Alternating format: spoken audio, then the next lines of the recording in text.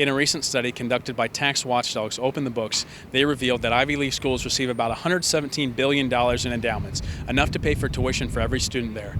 They also revealed that these Ivy League schools receive $30 billion from the federal government, which is about $102,000 per student, compared to a public university like this one we're at today, where they only receive about $15,000 per student. So we're out here today asking students how they feel about that. All right, so you guys are students here at Ohio State, and it's a state school, so do you guys have loans to pay for school here?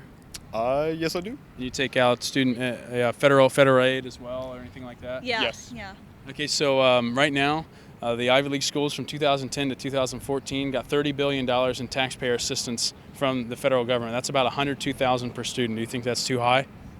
That's way too high, in my opinion, at least. Yeah, that sounds like a lot. Yeah. At their Ivy League? Yeah, they're Ivy League schools. These are private universities. Is it private? Yeah. Yeah. Oh. And the average for a state institution is around $15,000 per student.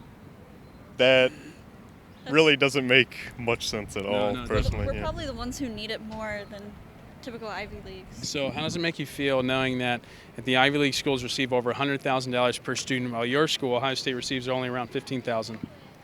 I don't think it's fair. You don't think that's fair? No. 'cause You it think it's doesn't make wasteful?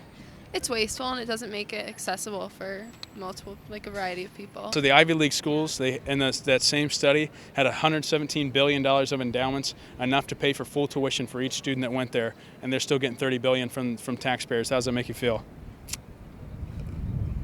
Not good. Not so good, because I know that there are some people that here that don't really need the federal aid, but it's a public university, Ohio State, and I know that a lot of people are going to need federal aid, and if that federal aid is going to somewhere where it really isn't needed, that's just wasteful spending on behalf of the government. Definitely.